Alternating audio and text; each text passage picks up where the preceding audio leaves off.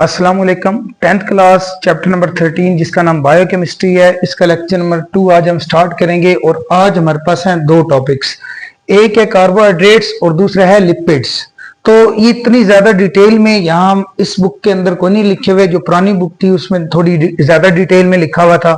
तो चलो जो हमारे पास चीजें यहाँ मेंशन की गई है वो थोड़ा सा अंडरस्टैंड करते हैं कि कार्बोहाइड्रेट्स क्या होते हैं। इसका सबसे पहले जर्नल फार्मूला लिखा हुआ है।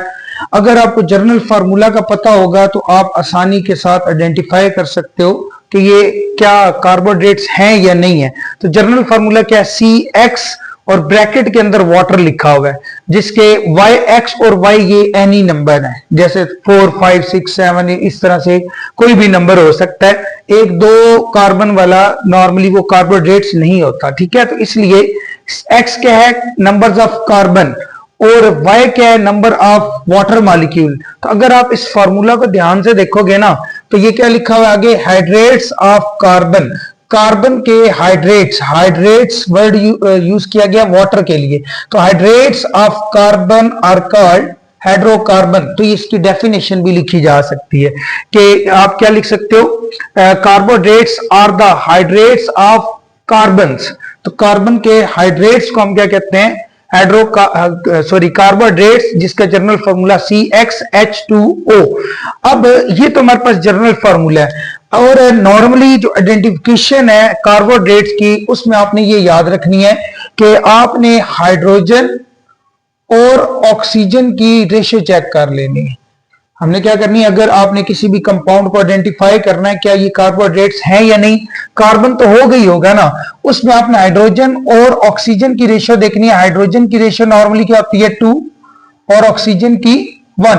अब ये रेशियो नॉर्मली कार्बोहाइड्रेट्स के अंदर प्रेजेंट होती है, और साथ कार्बोहाइड्रेट्स का मतलब कार्बन भी, हाइड्रोजन भी और ऑक्सीजन भी। लेकिन चंद एक एक्सेप्शनल केसेस भी हैं जिसमें हाइड्रोजन और ऑक्सीजन की रेशियो 2:1 होती है, लेकिन वो कार्बोहाइड्रेट्स नहीं होते, जैसे कि एस्टिक एसिड है। अब एस्टिक एसिड एक ऐसा कंपाउंड है जिसमें हाइड्रोजन की रेशियो 2 और ऑक्सीजन की रेशियो 1 है, लेकिन उसको हम कार्बोहाइड्रेट्स में कंसीडर नहीं करते, क्योंकि चंद एक एक्सेप्शनल केसेस हैं जिनमें रेशियो तो ये है लेकिन उनकी प्रॉपर्टीज कार्बोहाइड्रेट से मैच नहीं करती, इसलिए उनके अंदर हाइड्रोजन और ऑक्सीजन की रेशियो 2:1 होने के बावजूद भी इनको कार्बोहाइड्रेट्स में स्टडी नहीं किया जाता, उनको कार्बोहाइड्रेट्स काउंट नहीं किया जाता। तो मेन अगर आपने कार्बोहाइड्रेट्स को आइडेंटिफाई करना है तो ये चीज आप याद रख लो, तो यहां से आप आसानी से आइडेंटिफाई कर सकते हो। दूसरे नंबर पे लिखा हुआ है कि जो कार्बोहाइड्रेट्स है उनको प्लांट्स प्रिपेयर करते हैं थ्रू फोटोसिंथेसिस। फोटोसिंथेसिस आपने कई दफा पढ़ा होगा छोटी क्लासेस के अंदर। एक ऐसा प्रोसेस है जिसमें प्लांट्स कार्बन डाइऑक्साइड और वाटर को यूज करके ग्लूकोज की फॉर्मेशन करते हैं, और ये ग्लूकोज क्या चीज है, एक कार्बोहाइड्रेट है। अब यहां अगर आप देखो ना, ये वाटर और कार्बन डाइऑक्साइड जो प्लांट यूज करके कार्बोहाइड्रेट्स बनाते हैं, साथ ऑक्सीजन की फॉर्मेशन करते हैं। अब ये रिएक्शन सनलाइट और क्लोरोफिल की प्रेजेंस में होता है। क्लोरोफिल एक पिगमेंट है जो सनलाइट को एब्जॉर्ब करके कार्बन डाइऑक्साइड और वाटर का रिएक्शन करके ग्लूकोज की फॉर्मेशन में हेल्प करता है, या ये ऐसा है, ये एक ऐसा पिगमेंट है जो प्लांट्स को उनकी फूड प्रिपेयर करने में हेल्प करता है बाय यूजिंग सनलाइट। तो अब अगर आप देखो ना, कार्बन डाइऑक्साइड और वाटर ये दोनों रिएक्ट करते हैं और इससे क्या बनता है, ग्लूकोज। ये ग्लूकोज ये कार्बोहाइड्रेट है। अब यहां अगर देखो ना, किस तरह से आप कह सकते हो कि ये कार्बोहाइड्रेट है। हाइड्रोजन की रेशियो जो आपको यहां नजर आ रही है वो 12 नजर आ रही है, और ऑक्सीजन की रेशियो 6। इन दोनों में से छोटा नंबर 6 है, 6 से डिवाइड कर दो तो ये 6 1s are 6, 6 2s are 12, 6 1s are 6, 6 1s are 6। अब रेशियो अगर जो देखो ना आपके पास जो न्यू रेशियो आई है हाइड्रोजन की, चलो यहां लिख देता हूं, हाइड्रोजन की रेशियो 2 आई है और ऑक्सीजन की रेशियो 1। तो 2:1 अगर हाइड्रोजन की रेशियो 2 हो, ऑक्सीजन की 1 हो, तो ऐसे कंपाउंड्स क्या होते हैं, कार्बोहाइड्रेट्स। तो ये हमारे पास कार्बोहाइड्रेट की एक एग्जांपल है। और साथ प्लांट ऑक्सीजन की फॉर्मेशन भी करते हैं जो ह्यूमन बीइंग या एनिमल्स को रिक्वायर्ड होते हैं सांस लेने के लिए।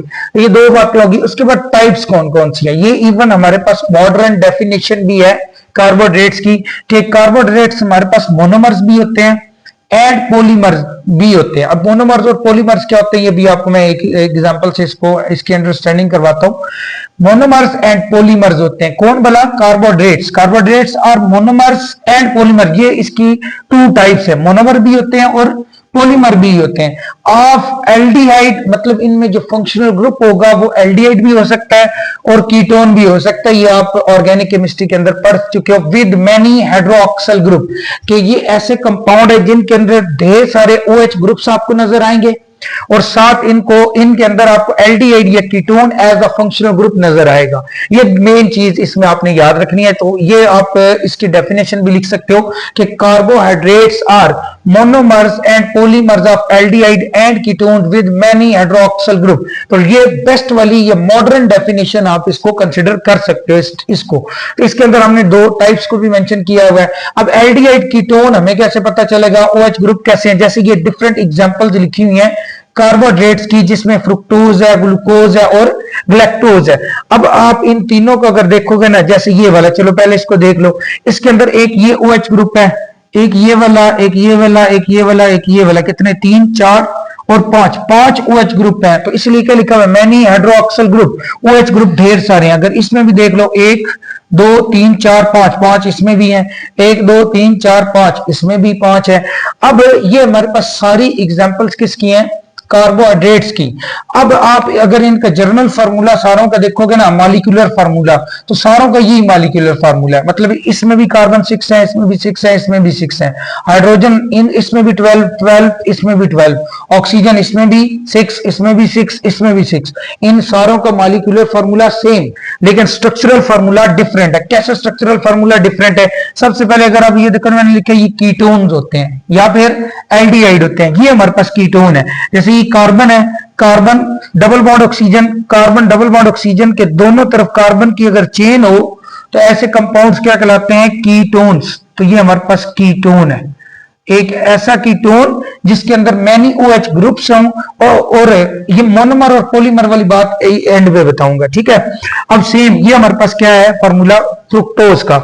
इसमें आपने स्ट्रेट चेन कार्बन की बना लेनी है और आखिरी वाले जो 3, यहां अगर देखो ना राइट साइड आखिरी वाले 3 के साथ OH है और यहां ये एंड पे CH2 तो लगा होगा, यहां OH है तो इधर H होगा, इधर OH है तो इधर H होगा। अगर राइट साइड पे H है तो इधर OH होगा, मतलब H और OH एक दूसरे के अपोजिट है। और अगर ये वाला पोर्शन यहां तक आप देखो और इसका ये वाला देखो तो ये बिल्कुल सेम है। सॉरी, यहां तक मैं कह रहा हूं, यहां तक वाला पोर्शन, यहां तक वाला पोर्शन दोनों का सेम है, ग्लूकोज एंड फ्रुक्टोज का।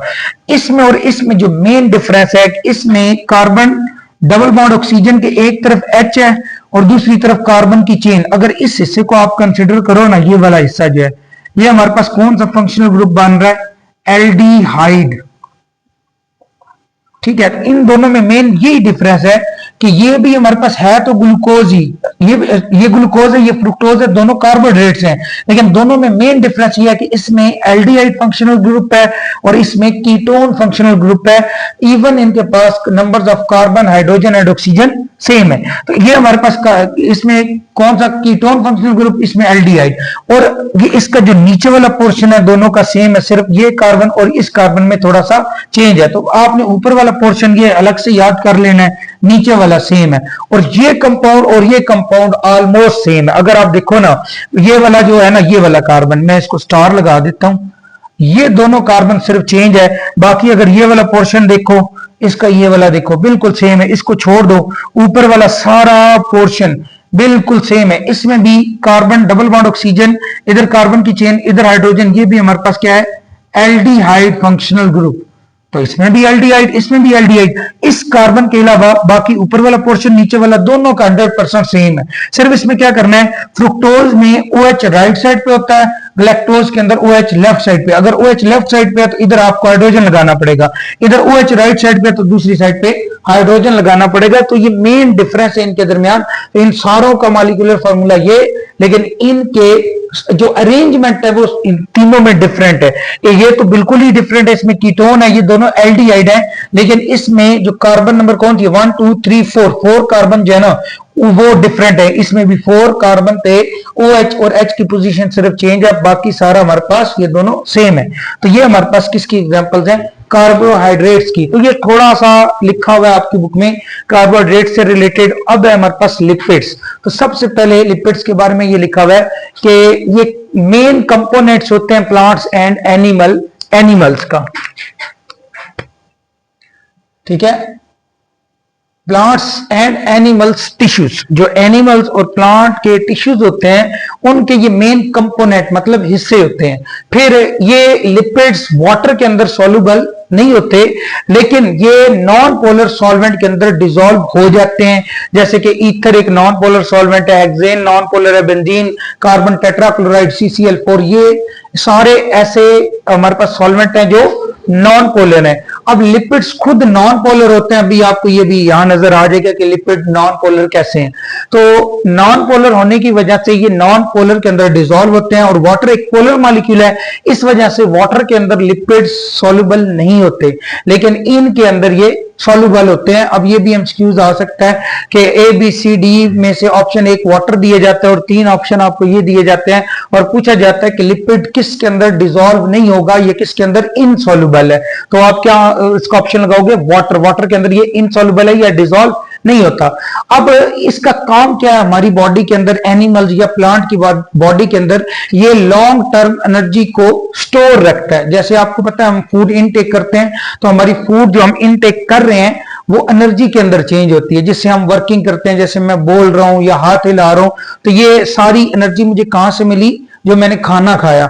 अब उसके बाद जो फर्दर कुछ एनर्जी स्टोर भी हो जाती है, तो वो एनर्जी स्टोर किस फॉर्म में हो सकती है, लिपिड्स की फॉर्म में, जो कि लिपिड्स क्या करते हैं हमारी बॉडी में, लॉन्ग टर्म स्टोरेज का काम करते हैं। अब लिपिड्स के अंदर बहुत सारी एग्जांपल यहां लिखी हुई है। सबसे पहले जैसे हमने देखा कि फैट्स एंड ऑयल्स, ये लिपिड्स की एग्जांपल्स हैं। उसके बाद कोलेस्ट्रॉल भी आपने नाम सुना होगा, ये भी लिपिड्स की एग्जांपल है। सेक्स हार्मोन्स हैं, ये भी लिपिड्स के एग्जांपल हैं। फास्फोलिपिड, ये बायो वालों को अच्छे से पता होगा, सेल मेम्ब्रेन का हिस्सा होते हैं, ये भी लिपिड्स हैं, जैसे नाम से पता चला है। उसके बाद vitamin A, D, E, K, ये चारों विटामिन बेसिकली लिपिड्स होते हैं। अब फिर उसके बाद अगली बात लिखिए, lipids and fats and oils are simple lipids. सबसे सिंपल लिपिड्स कौन से हैं, फैट्स एंड ऑयल। ये बेसिकली क्या होते हैं, esters of fatty acids, fatty acid and glycerol. ये वाली बात अभी यहां डायरेक्शन आप समझोगे तो आपको समझ आ जाएगी, मैं दोबारा इस पे वापस भी आऊंगा। और जो हमारे पास लिपिड्स है, इनका दूसरा नाम क्या है, ग्लाइसराइड या ग्लाइसरल एस्टर। ये दोनों नाम किसके हैं, लिपिड्स के। तो यहां आज के टॉपिक में हमने 3 लिपिड्स के नाम पढ़े, ग्लाइसराइड्स, ग्लाइसरल एस्टर और उसके बाद लिपिड्स। अब एस्टर क्यों कहते हैं, क्योंकि इसके अंदर एस्टर फंक्शनल ग्रुप होता है लिपिड्स के अंदर। फिर उसके बाद फैटी एसिड हम यूज करते हैं, जो यहां मैंने लिखा हुआ फैटी एसिड और ग्लाइसरोल, ये रिएक्ट करते हैं तो उसके रिजल्ट में क्या बनता है, ग्लाइसराइड या लिपिड या ग्लाइसरल एस्टर। उसके अंदर फैटी एसिड भी हमारे पास यूज होते हैं एज अ बिल्डिंग ब्लॉक के तौर पे। और फैटी एसिड क्या होते हैं, लॉन्ग चेन कार्बोक्सिलिक एसिड होते हैं। अब ये जो बातें हैं ना, 3 पॉइंट, ये आपको यहां मेरे ख्याल में सही समझ आएंगी। अब अगर आप इस कंपाउंड को देखो जिसका नाम है ग्लाइसरोल, जिसके अंदर 3 OH ग्रुप है, ये एक ही कंपाउंड है जिसके अंदर कितने OH ग्रुप है, 3 OH ग्रुप है। इसको आप क्या कहोगे, ग्लाइसरोल। ये क्या है, जैसे यहां मैंने बताया था, ग्लाइसरोल प्लस ग्लाइसरोल, ग्लाइसरोल और 3 मॉलिक्यूल हमारे पास किसके हैं, फैटी एसिड के। आपकी बुक में इस तरह से इसको R को लेफ्ट साइड पे लिखा हुआ है और H को राइट साइड पे उल्टा लिखा हुआ है। मैंने यहां उल्टा क्यों लिखा है, तो उसकी एक वजह है। अच्छा, ये हमारे पास क्या है, 3 मैंने क्या लिए, फैटी एसिड। और फैटी एसिड क्या होते हैं, लॉन्ग चेन कार्बोक्सिलिक एसिड। इसके अंदर आप देखो ना, COOH ग्रुप है, जिस कंपाउंड के अंदर COH ग्रुप हो वो कार्बोक्सिलिक एसिड होता है। इस कार्बोक्सिलिक एसिड वाले कंपाउंड जिसमें R की चेन काफी लेंथी होती है, इसको हम क्या नाम देते हैं, फैटी एसिड। तो कितने फैटी एसिड लिए, 3। अब यहां हम कैटलिस्ट यूज करते हैं, तो कैटलिस्ट जब यूज करते हैं तो यहां से ये जो हमारे पास ग्लाइसरोल है, यहां से H ग्रुप, सिर्फ H, और जो कार्बोक्सिलिक एसिड मतलब फैटी एसिड है, यहां से क्या रिलीज होता है, OH। ये H और ये ऑक्सीजन, ये मिलके क्या बनाते हैं, वाटर। सेम इसी तरह से यहां से भी H, यहां से OH, इस वाले कार्बोक्सिलिक एसिड से OH, ये मिलके क्या बनाते हैं, वाटर। सेम तीसरा मॉलिक्यूल भी वाटर का यहां से रिलीज होगा। अब मैंने ना, अगर आप ध्यान से देखो, एक को ओपन करके लिखा है, दो को मैंने कंडेंस लिख दिया है। आप बेशक इस तरह से दोनों, इन दो को भी ओपन लिख सकते हो या इन दोनों की तरह इसको भी क्लोज फॉर्म में, कंडेंस फॉर्म में लिख सकते हो। अब ये दोनों क्या होगा, अगर आप ध्यान से देखो ना, ये CH2 मैंने एज इट लिख दिया, फिर ये ऑक्सीजन मैंने एज इट लिखा है, यहां से ये रिमूव हुआ, ये ऑक्सीजन और ये वाला ऑक्सीजन, ये बेसिकली कार्बन का, ये ऑक्सीजन कार्बन के ऊपर चला गया है और इस कार्बन ने इस ऑक्सीजन के साथ बॉन्ड बना लिया, इस कार्बन ने इस ऑक्सीजन के साथ बॉन्ड बना लिया, ये ऑक्सीजन इधर ऊपर चला गया, ठीक है, और राइट साइड पे आर आ गया। सेम इसी तरह से जैसे यहां मैंने इसका रिएक्शन किया, ये CH ये वाला, बाकी बॉन्डिंग सेम ऐसे ही है, ये OH सॉरी ऑक्सीजन ये वाला, और यहाँ ये दो आपस में रिएक्ट करके वाटर इन्होंने बना लिया, ये कार्बन और ऑक्सीजन का बॉन्ड बनेगा, ये ऑक्सीजन इधर डबल बॉन्ड कार्बन के साथ ऊपर चला जाएगा, और ये R प्राइम। अच्छा, ये R प्राइम और R डबल प्राइम में क्या फर्क है, इसमें अगर ना भी लिखो तो इतना बड़ा प्रॉब्लम कोई नहीं है, ये सिर्फ ये इंडिकेट करता है कि ये तीन R डिफरेंट भी हो सकते हैं, सेम भी हो सकते हैं, ठीक है। तो उसके बाद सेम इसी तरह से जैसे यहां से हमने OH रिमूव किया, इधर से भी किया, अब इधर से करेंगे तो ये देखो ना, यहां आपको ये क्लियर समझ आएगा ये किस तरह से इसकी फॉर्मेशन हो रही है। ये CH2 सेम मैंने लिखा हुआ है, फिर ऑक्सीजन वही लिख दिया, फिर इस ऑक्सीजन और इस कार्बन के दरमियान सिंगल बॉन्ड की फॉर्मेशन होगी, ये जो बॉन्ड आपको नजर आ रहा है ये न्यू बॉन्ड बन गया हमारे पास, ठीक है। तो ये ऑक्सीजन, ये कार्बन, ये बॉन्ड बन गया, ये कार्बन डबल बॉन्ड ऑक्सीजन यहां आ गया, फिर ये R डबल प्राइम भी है, मैंने प्राइम नहीं लिखे, बेशक आप लिख भी लो, यहां डबल प्राइम। तो ये हमारे पास क्या बन गया, एक लिपिड बन गया, जिसको आप क्या कह सकते हो, ग्लाइसरल एस्टर भी कह सकते हो या ट्राइग्लाइसराइड भी कह सकते हो, इवन आप इसको क्या कह सकते हो, लिपिड्स, ठीक है। तो ये हमारे पास लिपिड्स की फॉर्मेशन होगी है, और साथ 3 वाटर के मॉलिक्यूल, जैसे कि यहां मैंने बताया 3 वाटर के मॉलिक्यूल रिलीज हो जाएंगे। अब अगर आप ध्यान से देखो ना, ये जो पोर्शन है ये वाला, अगर आपको समझ आता है तो ये वाला पोर्शन, ये कौन सा लिंकेज है, ये एस्टर लिंकेज है, कौन सा, एस्टर लिंकेज। अगर एक ये है तो सेम ये वाला भी कौन सा है, ये भी एस्टर लिंकेज है, सेम तीसरा, इसके अंदर कितने एस्टर लिंकेज है, 3। इस वजह से इसको क्या कहा जाता है, यहां मैंने लिखा था ये वाला ग्लाइसरल एस्टर भी इसको कहा जाता है। तो तीसरा नाम क्या है, ग्लाइसरल एस्टर या ट्राइग्लाइसराइड या फिर लिपिड्स, 3 नाम है हमारे पास। और लिंकेज कौन सा बना है, एस्टर का। और एस्टर जब भी बनता है वो नॉर्मली कहां से बनता है, कार्बोक्सिलिक एसिड, जो कि यहां हमारे पास लॉन्ग चेन कार्बोक्सिलिक एसिड है, इसलिए इनको फैटी एसिड कहा गया है। और ये हमारे पास अल्कोहल्स हैं जो कि ग्लाइसरोल है। तो हमेशा अल्कोहल से, और जो अल्कोहल का OH ग्रुप होता है वहां से H, और कार्बोक्सिलिक एसिड का OH ग्रुप रिएक्ट करके वहां से वाटर को रिमूव करते हैं, और कौन सा लिंकेज क्रिएट करते हैं, एस्टर लिंकेज, या ये मैंने पूरा नहीं लिखा, लिंकेज, ठीक है, ये एस्टर लिंकेज। तो ये भी कौन सा है, ये भी एस्टर लिंकेज है। इसी तरह से ये तीसरा, ये भी एस्टर लिंकेज है। तो 3 हमारे पास क्या बन गए, एस्टर लिंकेज। और जब 3 एस्टर लिंकेज बनेंगे तो हमारे पास क्या बन जाएगा, लिपिड्स।